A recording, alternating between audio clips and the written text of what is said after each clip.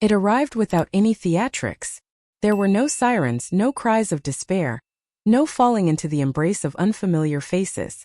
Merely a phrase uttered beneath the sterile glow of fluorescent lights. It's advanced. Level 4. I recall clutching the rim of the chair. Not due to the threat of fainting, but rather because I required something to grasp. Anything at all. Frank remained unperturbed. My husband had always maintained a stoic demeanor. A man who took it upon himself to clear the snow while the world around him still slumbered. Who among us hasn't let out a curse when stubbing a toe? He nodded at the doctor as if receiving a list of tasks to complete. As we journeyed home, I observed him from the periphery. The illumination filtering through the windshield accentuated the creases etched upon his face.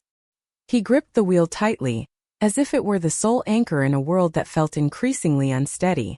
"I suppose this is where it all begins," he remarked at last. Words eluded me. What can I express? We had shared 33 years of marriage. We nurtured 2 children. We endured job losses, faced funerals, and navigated that fleeting moment when divorce seemed a possibility. Yet we chose to stay together. Upon our return, we settled into a quiet stillness. The unopened mail lay on the counter, drawing my gaze with an unspoken promise of secrets within. He gazed intently at his hands. Later that night I found myself in the bathroom, tears soaking into a towel. I clamped my teeth together with such force that I left a mark on the tender flesh within my mouth. It was foolish, yet I wished for him to remain oblivious. Somehow, I sensed it wasn't merely his life that faced an expiration date. The ensuing weeks melded into a haze of checkups, prescriptions, charts, and an ever-growing stack of literature on palliative care. Just uttering that term filled me with the unsettling notion that we had already surrendered. I have decided to resign from my part-time position at the library. Not due to his request. Yet my thoughts drifted away from the task of shelving books, consumed by the uncertainty of whether the man I loved would be there for Thanksgiving. Frank began to transform. Not in a single moment. Not in a dramatic fashion. Yet the small details. He found himself unable to consume toast without a wave of nausea washing over him. He let memories slip away. He drifted off into slumber, his words trailing into silence. Then arrived the transformation of shedding pounds. The manner in which his jeans draped over him suggested they were meant for another soul entirely. One morning, I discovered him attempting to shave, repeatedly nicking himself in the process. With a delicate touch, I lifted the razor from his grasp. He offered no resistance. "I have just settled in, so allow me to complete my thoughts." Once more tears fell from my eyes that night. Not fond of a towel.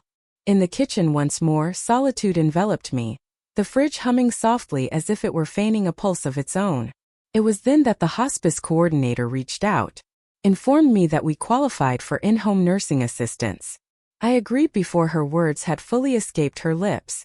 Michael made his entrance the subsequent Thursday. I anticipated a woman. I find myself uncertain as to the reasons behind it. Perhaps it was my belief that caretaking was a skill reserved solely for women. Yet there he stood. A man in his 30s, towering in stature, with gentle eyes and an unsettling calmness that lingered in the air around him. He extended his hand with a confident grip, introduced himself, and inquired about Frank. I observed him sitting next to my husband, neither hovering nor fussing like the nurses in the hospital had done. He merely inquired about his feelings. Then I awaited the true response. Frank felt an instant connection with him. "He doesn't speak in the manner of a nurse," Frank confided to me that evening. "Speaks as if they are human." In the span of the following fortnight, Michael made his appearance every other day. He arrived bearing medical supplies and a batch of banana muffins. He paid attention, not solely to Frank but to myself as well. He observed the moments when my fatigue rendered me unable to eat. When I found myself still clad in the same sweater after 4 days had slipped by. It went unspoken. He simply offered me a cup of coffee and instructed, "Take a seat. I can handle this." In that fleeting instant I found myself believing him. On a tranquil afternoon, I found myself seated on the back steps, the world around me quiet as Frank drifted into slumber. Michael emerged, a bottle of water in hand. "Are you all right?" he inquired. I inclined my head in agreement. I then shook my head. I'm not sure, I replied. He settled next to me, yet remained silent. The wind danced gracefully among the trees, a silent performance that captivated our gaze. The silence resonated with a profound fullness. It was akin to the sweet release of air after a prolonged moment of restraint. In the depths of night, I found myself dreaming of Frank, a vision of him in the vibrant days of his 30s. Powerful, brimming with passion. Upon awakening, I found myself beside a man who bore no resemblance to the figure from my dream, and I felt guilt bearing down on me like an insurmountable weight. On a night in early October, Frank succumbed to slumber in the recliner, oblivious to the call of dinner that never reached him. Panic surged through me. Contacted Michael. He arrived in less than 20 minutes. Assess Frank's vital signs. There is nothing to be concerned about. Merely exhaustion. I lingered close, my hands trembling. Michael glanced my way and remarked, "You need sleep." "I am unable to." "Allow me to remain," he implored. I ought to have declined. I ought to have been the resilient partner who manages it all. In place of that, I brewed a cup of tea. We found ourselves seated opposite one another in the kitchen. Here I am draped in my robe. He remained clad in his jacket. "Is there someone in your life?" I inquired. He raised his gaze. "Not at this moment." I refrained from inquiring about the reason. I preferred to remain in ignorance. I sensed a transformation stirring within me. I found myself at the age of 56. My husband was fading away. For the first time in years, I experienced the profound sensation of being truly seen. Not in the role of a caregiver. Not in the role of a wife. Yet as a female. And that filled me with a dread deeper than the fear of death itself. Michael possessed a unique ability to enter a room without causing a ripple in the atmosphere. It may seem absurd, I understand, but that's precisely how it felt. His presence seemed to fold seamlessly into any space he entered, neither overwhelming nor insignificant.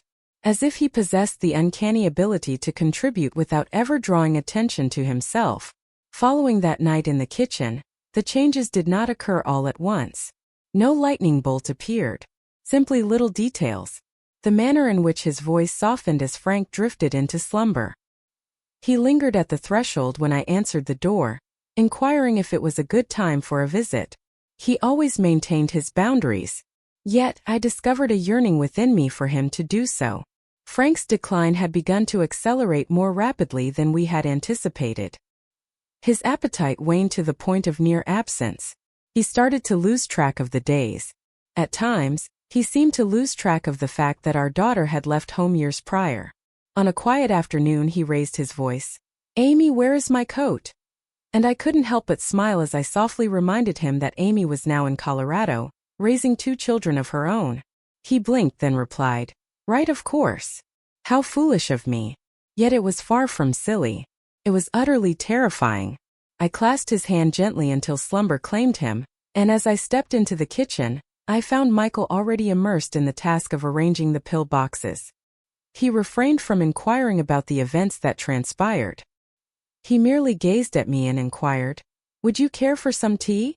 It evolved into our cherished ritual. Whenever the world seemed to be falling apart, he would present a cup of tea. And for some inexplicable reason, that singular act held me together more profoundly than all the volumes, therapists, or circles of prayer ever could.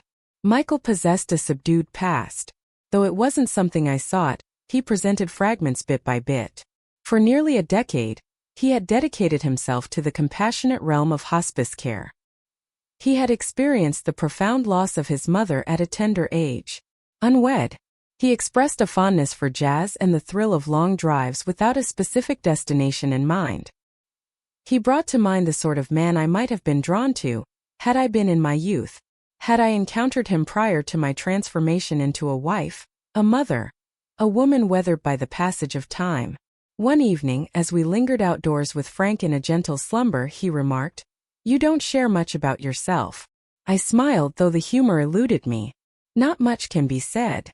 "That's not true," he said, his gaze fixed on me. "You simply ceased to believe that your story held significance." That struck deeper than I anticipated. For beneath the surface he held the truth. At some point, I found myself relegated to the role of a supporting character in the narrative of my own existence. It was on a Thursday that I reached my breaking point. Frank experienced a moment of panic. He awoke, breathless, his eyes filled with bewilderment. Panic surged within me as I attempted to soothe him, yet my hands trembled uncontrollably. I found myself unable to recall the location of the emergency medications. Michael discovered them, administered the injection. I grasped Frank's hand firmly, waiting for the storm of panic to subside. Once the chaos subsided, I found solace in the confines of the bathroom, where I sank to the unforgiving chill of the tile beneath me. I held back my tears. I found myself seated, an emptiness enveloping me. I remained in that position for nearly an hour. As I swung the door open, I found Michael seated in the hallway. He remained silent. He simply stood there, extending his hand. I did not take it. Yet I yearned to. Oh, how I longed to. On a night when the power had surrendered to darkness, Frank lay in slumber, and the entire house felt as though it were cocooned in soft cotton. Michael and I ignited the soft glow of candles. They occupied the farthest reaches of the couch. Have you ever contemplated how your life could have taken a different shape? I inquired. Always, he replied. I shifted my gaze toward him. The shadows caressed his features, lending them a gentler appearance. I once sang, I remarked, in the days prior to the arrival of the children. He offered a smile. What type of melodies? Jazz. Criteria. Primarily Ella Fitzgerald. He inclined his body ever so slightly, a subtle shift that drew attention. Please share a song. I gently shook my head. Yet, I found myself softly humming a few bars of Misty. My voice faltered. Yet he shut his eyes as if he could listen beyond the passage of time. As I concluded, he slowly opened his eyes and murmured, "That was beautiful." Something within me fractured. For it had been an eternity since anyone had uttered words that painted me as beautiful, talented, or worthy. And even though I remained still, refraining from reaching for him or uttering a word, my body revealed its secret through a rush of warmth. I found myself in a descent. Gradually, silently, I found myself at a loss for how to bring it all to a halt. On one particular night, I observed him as he gently brushed Frank's hair. Softly, with deep respect, caring for a man who was cherished, not merely unwell. Subsequently, he made his way to the kitchen to clean up. I lingered at the sink, feigning the act of washing dishes I had already scrubbed clean on 2 separate occasions. He advanced with measured intent, so near that I could sense the warmth radiating from him, enveloping me from behind. "I find myself thinking about you," he murmured, his voice scarcely rising above a whisper. With deliberate slowness, I pivoted my body. My breath hitched. "I understand it's not right," he remarked. Yet, I find myself unable to cease. My hands were slick with moisture, and I sensed the soap gliding away from my grasp. I gazed up at him, and for what felt like an eternity, silence enveloped us both. I refrained from kissing him, yet I did not turn my back either. Initially, the day the power went out seemed quite ordinary. The rain had persisted for hours, a soft, unyielding drizzle that saturated the porch cushions and infused the air with a subtle scent of damp soil. Candles flickered softly in the living room, their glow more for atmosphere than for any real need. That was the narrative I crafted for myself. Frank had scarcely touched his meal. His limbs resembled fragile twigs beneath the blanket. His voice emerged in hushed tones, delicate as the wings of a moth. He drifted into slumber around 5 p.m., his head tilting to the side in the embrace of his recliner. Michael made his entrance just as the sun slipped away, swallowed by the looming dark clouds. He appeared soaked, yet he uttered no words of discontent. He removed his jacket, brushed off the rain as if it were second nature, and inquired, "How is he?" I merely shrugged, fatigue rendering me indifferent to empty words. Not particularly impressive. We navigated the evening routine with a serene sense of harmony. It had transformed into an instinctive dance, the manner in which we navigated our proximity, the silent cadence we had seamlessly embraced. Before he even had the chance to inquire, I placed the thermometer in his hands. He handed me the medication, his gaze averted. A waltz of fatigue and understanding. At approximately 8 p.m., the lights dimmed momentarily before plunging into darkness. We stood still. Frank shifted restlessly in his slumber, yet remained oblivious to the world around him. Silence enveloped the room, the gentle hum of the fridge and the soft buzz of the heater now absent. The stillness hung in the air, a palpable entity all its own. I found myself in the kitchen, spoon in hand, my eyes adjusting to the shadows that enveloped me. It would be prudent to examine the circuit. Michael opened the drawer and retrieved a flashlight as if he had inhabited this space for an eternity. "I shall go," he declared. Upon his return, he shook his head in disbelief. "It encompasses the entire block. The storm likely disrupted something essential." Thus we ignited the candles. I discovered the hefty ones I typically reserved for power outages and Christmas Eve. We dispersed them. Throughout the room, the warm flickering light cast dancing shadows upon the walls. Frank remained in slumber. Michael reclined at one end of the couch, while I settled into the opposite end. Between us lies a bowl of untouched soup and a silence that yearns for words to break its stillness. "There was a time when I loathed the darkness," I finally admitted. He cast a fleeting look. "What is the reason?" For a brief moment I paused to reflect. "For the future remains hidden from view." He inclined his head with deliberation. "What comes next?" "At this moment?" I merely shrugged. "At this moment, I believe it conceals aspects I'm not prepared to confront." The candlelight danced gently. The rain fell steadily outside, creating a rhythm that felt almost meditative. "Do you long for his presence?" Michael inquired gently. "Each day," I murmured, "though he stands just within reach." The details of how we drew nearer escape my memory. It was not an intentional act. In one fleeting moment our conversation danced around the realm of music. He spoke of jazz, while I reminisced about the songs that once filled my lungs, and in the next breath, I found myself unveiling an old CD player, a relic tucked away in the cabinet. He inserted a disc. Gentle, raspy sounds enveloped the space. I shut my eyes, allowing the melody to envelop me like a cherished blanket. It wasn't until he took my hand that I became aware of the tears streaming down my face. Silence enveloped him. "Allow me to embrace the stillness." As I gazed upon him, his eyes held no questions. They existed in that moment, simply present, creating a sanctuary, embracing me. I leaned in, compelled by an impulse that silenced my inner doubts. Our lips connected as if they were destined to do so. There existed neither desperation nor hunger, only an undeniable need, a longing for visibility, to feel the warmth of a connection that reminded me of my significance. It endured for mere moments, yet I sensed its resonance ripple through every fiber of my being, as if emerging from the depths, gasping for air. As I withdrew, I scanned his expression for any trace of remorse. In moments of uncertainty, I discovered neither. Io disse, I murmured. "There's no need to be," he remarked. "You sought something genuine." Silence enveloped us thereafter. He lingered through the night. Not in my bed. Not within Frank's domain. Resting upon the couch, I offered him a blanket, and a smile spread across his face. "I appreciate it." That evening I found myself in bed, gazing up at the ceiling. The rain had ceased its relentless fall. The dwelling stood as a sanctuary of stillness. I strained to catch the sound of Frank's breathing from the adjacent room. I attuned my ears to the rhythm of my own heartbeat.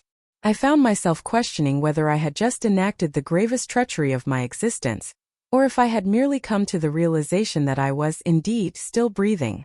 Slumber eluded me. With the first light of dawn, the power surged back to life. As I entered the living room, I found Michael already awake, cradling a cup of coffee in the soft, muted gray light. "Morning," he said, as if the world had remained unchanged. I inclined my head in agreement. "Good morning." We chose to remain silent about the kiss. Not at that moment.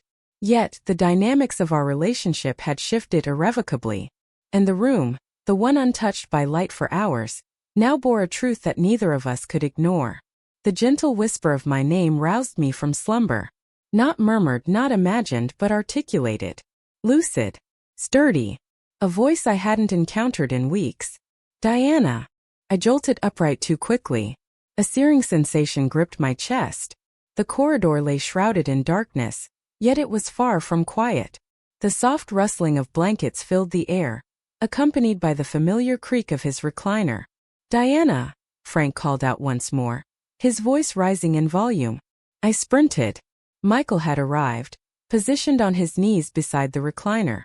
Frank's eyes fluttered open, blinking, glistening, yet undeniably aware. "Hey," I murmured, sinking to my knees beside them both. He slowly turned his head in my direction, each movement weighted and deliberate. "I believed you had gone." My breath hitched. "I must decline, Frank. I have arrived. I have always remained." He extended a quivering hand. I accepted it. It seemed to bite with an unexpected chill. Michael lingered for a moment, retreating gently to allow us our distance. I averted my gaze from him entirely. In that moment it was solely my husband and I. The man to whom I had pledged my very existence. The man whose existence was now eluding my grasp like fine grains of sand I could not retain. The physician remarked that it was uncommon, yet not beyond the realm of possibility. Instances of insight. A concluding gathering. At times the body musters its resolve to bid farewell. They may not have articulated it in those exact words, but I understood their intent all the same. Frank remained alert for the majority of that day. He took a few delicate bites of toast. He inquired about Amy. The topic at hand is the weather. He let out a soft laugh as the dog sent a lamp tumbling to the floor. I nourished him as a mother would her child, tenderly and with care. He refrained from uttering Michael's name. And Michael, akin to a specter, hovered at the periphery of the dwelling. Stillness. Expert. Remote. I loathed him for it. Yet, I loathed myself even more for yearning for his proximity despite everything. That evening, Frank requested a transfer to the bedroom. I assisted him in navigating the corridor. Each step felt like an eternity. He rested against me, gasping for breath. As we strode through the hallway, we encountered Michael. Frank acknowledged him with a nod. "You have treated her well," he remarked. "I appreciate it." Michael remained silent. He merely inclined his head and continued on his way. My hand shook as I assisted Frank into bed. He gazed at me as if he were etching my features into his memory. "Do you recall the lake house?" he inquired. "Certainly. You had on that white sundress. The one adorned with blue blossoms. Your hair was pulled back neatly. A smile graced my lips. You've brought daisies." He inclined his head in acknowledgement. "You resembled the essence of summer." And I pondered. I shall cherish this woman until my last breath. A searing sensation gripped my throat. I pressed my lips gently against his forehead. "You did indeed. You truly do." He shut his eyes and murmured, "Don't be alone after I'm gone." Teardrops cascaded down my face. Words eluded me. He grasped my hand tightly. "Swear to me." "I vow." An hour later, Michael discovered me on the porch. Enveloped in a cocoon of warmth, I found myself gazing into the void. "He's in slumber," I remarked. Michael lingered next to me, enveloped in silence. "Do you suppose he is aware?" I inquired. Michael paused before responding. Then a voice whispered, "He knows you've been here. That you hold affection for him. That's not my intention." He inclined his head with deliberation. "Indeed. Perhaps he does." I gazed at Michael, truly gazed. The man who had effortlessly reached into the depths of my being. The man who appeared each day, seeking nothing in return. I find myself lost in the shadows of my own identity. I confessed. "You are a person who chose to remain," he remarked. "Even in the moments it shattered you." For the first time in months, tears flowed freely down my cheeks. Not wrapped in a towel. Disinterested in quietude. Yet as darkness fell. Yet he did not embrace me. He refrained from making contact with me. He simply allowed me to unravel. Frank did not awaken the following day. He drifted back into slumber, never to open his eyes once more. The house stood in silence. The clock's ticking echoed through the silence. The candles from the previous night had dripped and pooled into soft waxen puddles. I lingered by his bedside for what felt like an eternity. Softly spoke and Thales. He immersed himself in the melodies that resonated with his soul. As he drew his final breath, it unfolded amidst the melody of a song. It was the very melody I once cherished and sang. Moments later, Michael entered the room. He refrained from inquiring about the events that transpired. He was aware.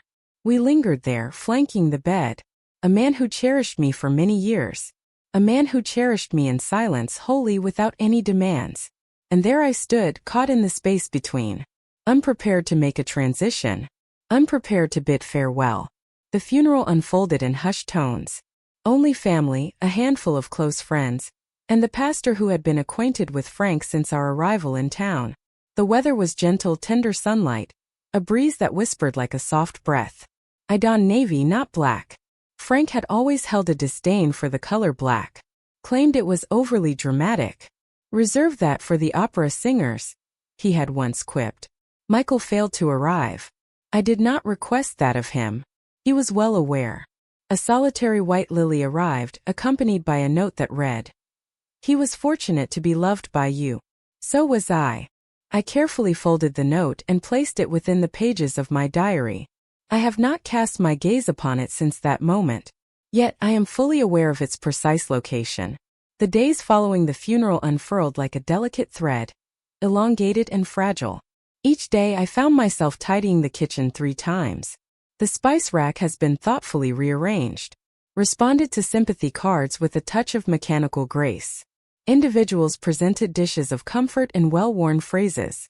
I inclined my head in agreement. Grinned. Expressed gratitude to them. The cadence of grief is an unspoken truth. A melody that catches you off guard. It possesses a rhythm of its own. At a pace. You master the art of dancing in silence, ensuring that no one perceives your continued motion in a world that seems to have ceased its pulse weeks prior. Michael made a single call. Only a single time. I allowed it to ring twice before finally answering. He failed to offer a greeting. He inquired, "Are you all right?" "No, irraplia." He refrained from offering any counsel. Did not hastily present solutions. He simply exhaled softly on the other end of the line. A quiet presence that eased my solitude. He then remarked, "Should you ever feel the urge to vanish for a time, there's a cabin tucked away in Vermont. There's no need for words. Simply exist." My gratitude was expressed with a simple thank you. I truly meant it. Yet I chose not to attend. I was unable to. A bench now graces the garden, a silent witness to the moments Frank once spent there, engrossed in his newspaper. In the quiet of the morning, I find myself seated with a warm cup of tea. At times I find myself voicing my thoughts. I express to him how much I long for his presence. I express my apologies to him. I express to him that my love endured until the very end. And in that midst I discovered the art of truly living once more. It is often said that betrayal comes in many forms. What if the true act of betrayal lies in forsaking your own essence for the sake of loyalty? What if remaining silent in your own existence is the truer betrayal? The answers elude me. I am certain of this. Michael showed me the art of making my voice resonate. Frank imparted the lesson of perseverance to me. Each man cherished me in ways I had yet to discover I craved. In that fleeting, delicate instant amidst the chaos, I surrendered to the embrace of love completely. Time has slipped away, leaving years in its wake. I continue to reside in the same house. In the kitchen, I find myself humming the timeless melodies of Ella Fitzgerald. Frank's forgotten socks linger in drawers, remnants of his neglect. I kept it from Amy, or perhaps anyone else. It was not a scandal. It was no hidden truth. It was simply my own. A fragment of my tale I cherish like a pearl nestled within its shell. Concealed, yet not disgraceful. And occasionally, when the breeze shifts in a certain way, I find myself convinced that I can hear footsteps on the porch. At times, I find myself turning, anticipating his presence beside me. Yet it is merely the whisper of the wind. Or perhaps the past. Perhaps it is hope, steadfast and unyielding.